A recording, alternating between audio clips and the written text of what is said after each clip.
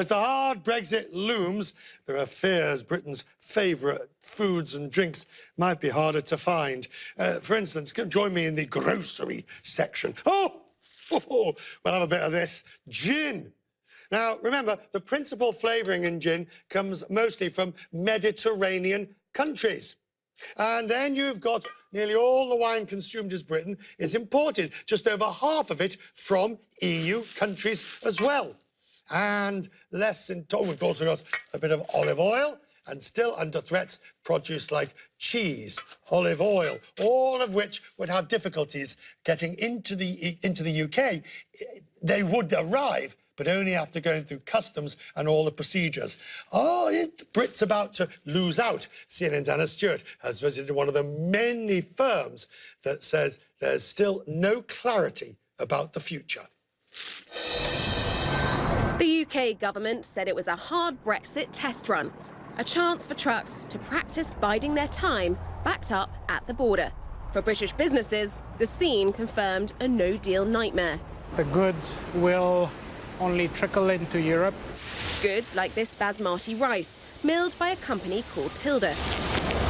Last year, Tilda generated $150 million in revenue, processing up to 250 tonnes of rice a day at its factory on the edge of London.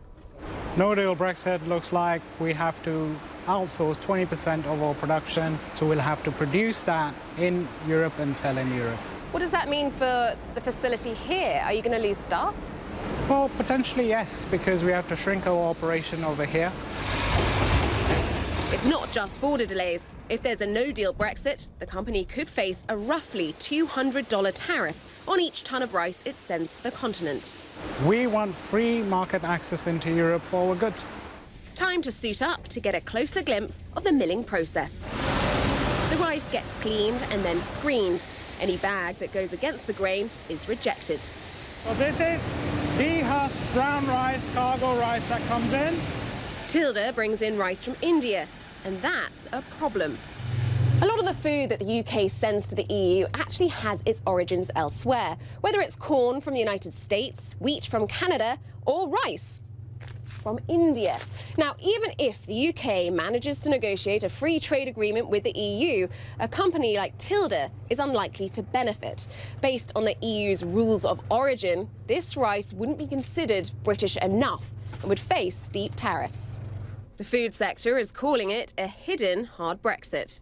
Exports in the arable sector as a whole are valued at around £900 million a year to the European Union. And in the event that those trades don't happen, there's going to be an impact on jobs.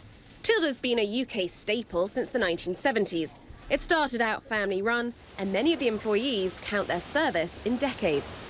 Very good. It's Umesh Palmer's job to soothe the fears of an anxious workforce as the clock ticks down towards Brexit Day. The biggest issue is the uncertainty, which still stands today.